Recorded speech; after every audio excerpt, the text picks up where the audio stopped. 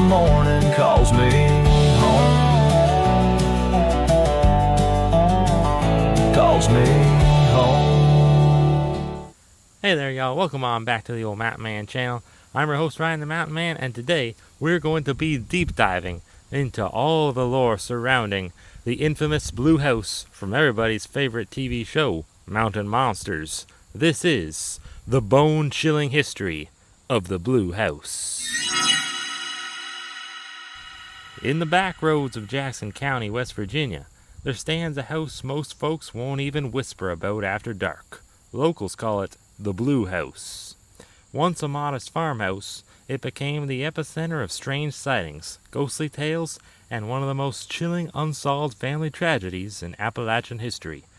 Today, we'll walk through the tangled story of the old Loughlin house, where whispers of necromancers, black dogs, and restless spirits mingle with the legend of a creature no one can fully explain, that being the Waya woman. Even decades after the infamous tragedy, the house still stands among the cornfields, its weathered blue walls peeling and cracking, quietly observing the land around it. And as explored in the Mountain Monster series, the land and the house remain a locus of mysterious and terrifying activity. Section 1. The Land Before the House. The story begins long before the house itself was ever built. Back in the late 1700s, George Washington and his men surveyed this very land, laying claim to what would later become Jackson County. Yet, while surrounding farmland was cultivated, this particular patch remained largely untouched. From the 1830s through the 1890s, ownership of the land changed frequently. Crops failed mysteriously, floods came without warning, and those who settled here reported strange phenomena. Neighbors spoke of shadowy figures hobbling through the woods, animals flickering in and out of existence, and voices calling each other by name when no one else was around.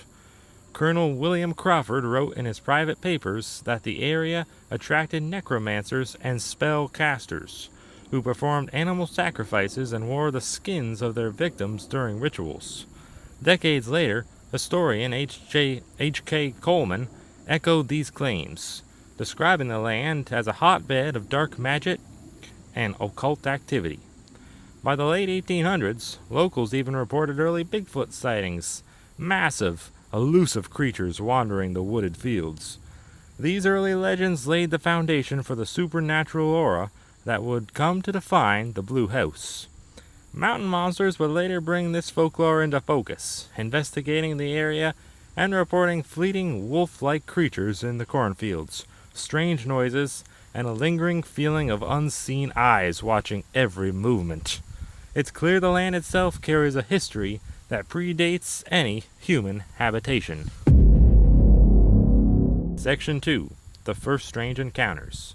The Blue House itself was constructed in the early 1900s, a simple, two-story farmhouse with 2 bedrooms, surrounded by vast cornfields. Though outwardly ordinary, the house quickly became the stage for strange occurrences. In 1917, 2 local farmers claimed they shot at an animal darting through the fields. When they searched for it, no body was ever found. Years later, a massive bird reportedly fell from a tree after being shot and vanished without explanation. By 1921, a young woman passing the property saw a girl in a blue dress swinging from a tree. As she approached, the girl disappeared. Soon after, witnesses reported a large black dog with the head of a wolf stalking the fields, but every time someone aimed at it, the creature vanished. These early encounters are mirrored decades later by the Mountain Monsters investigators. The Ames team observed strange movements, unidentifiable sounds, and fleeting, wolf-like figures.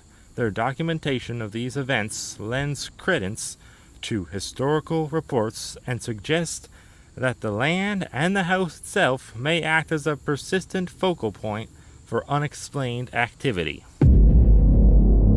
Section 3. The Loughlin Family. In 1945, William and Carolyn Loughlin acquired the property. They rebuilt the farmhouse, moving in with their 2 children, William Jr. and Emma. Almost immediately, the family noticed they were not alone. Carolyn reported hearing voices in the house, sometimes her husband's. even when he was away. Shadows moved through the cornfields at night. Bed covers were pulled from sleeping family members. Sickness and fatigue plagued the household, as if the land itself were sapping their vitality. At night, unseen fists pounded on doors and rattled windows. Invisible animals clawed at the floors, and disembodied voices chanted. The children suffered most. Emma awoke screaming, her hair yanked by invisible hands. William Jr. fainted frequently, claiming the very air around him felt hostile.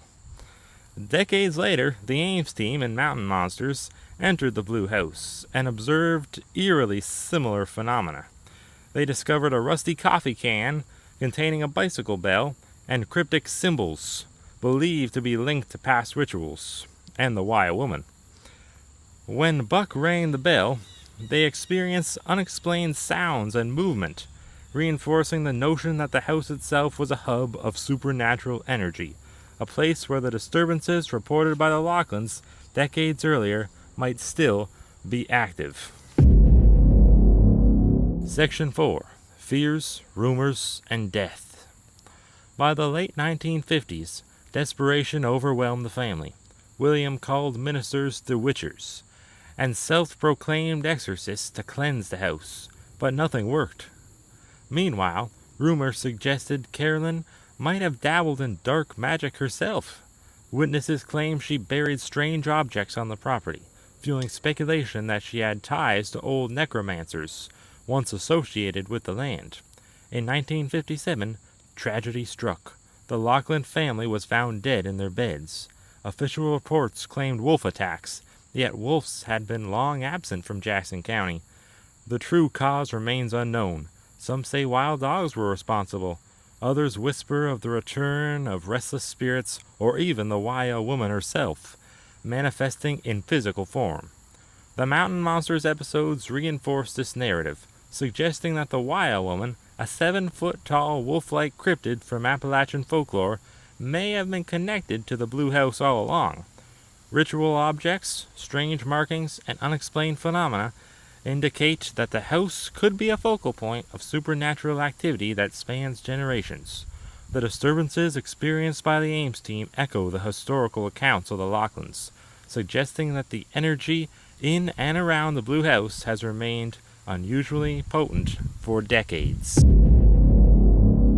Section 5. Aftermath and Legacy. The Blue House may still stand today, but its worn exterior and peeling blue paint bear silent witness to decades of tragedy, folklore, and unexplained events. The surrounding farmland has absorbed parts of the property, but the house itself remains a monument to its haunting history. Ghostly figures are reported in the fields, sometimes resembling Carolyn Loughlin. Animals behave strangely in the vicinity, and disembodied voices are occasionally heard. Some claim the land itself is cursed, a crossroads of occult activity, or a resting place for restless spirits. The Mountain Monsters investigation documented a continuation of these phenomena. The team experienced strange sounds, fleeting wolf-like creatures, and eerie sensations of being watched. Ritual objects and cryptic symbols in the house suggest that occult practices may have persisted for decades, intertwining with the local folklore and the tragedies of the Loughlin family. The house remains a bridge between historical legend, cryptid lore, and unexplained occurrences. Section 6. Piece by Piece. What Went Wrong.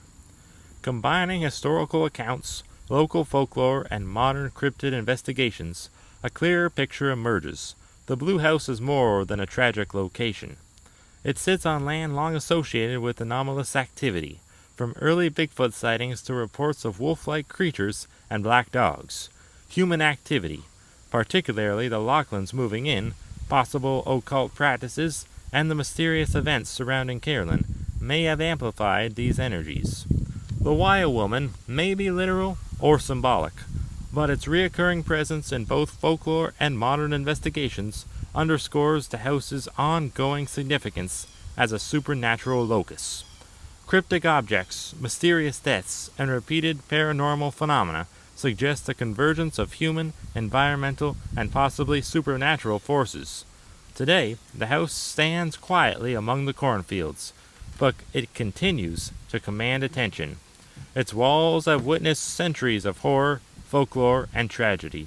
The Blue House is not just a building, it is a nexus of legend, history, and unexplained phenomena. When you drive down old roads in Jackson County on quiet nights, you may catch glimpses of its blue exterior, hear whispers from the cornfields, or feel the presence of something unseen. The house remains a haunting reminder that some places in Appalachia don't just hold history, they hold something else entirely. I want to thank y'all for joining me today for the bone-chilling history of the Blue House. I don't know what the hell Maya's doing over there, but yeah, I hope y'all did enjoy. This was quite the video. Took a lot to put together, but I hope that y'all found it interesting and maybe learned something new about this classic place that the Ames team visited in Mountain Monsters Season 6, the 2019 season. That was one of my favorite seasons, so I'm just happy to finally, explain some of the lore from a couple of those episodes. It appeared in 2 of them, episode 2 and 3, I think it was. So, yeah, definitely some of my favorite episodes, and, well, yeah. Hope y'all learned something new. Hope y'all enjoyed.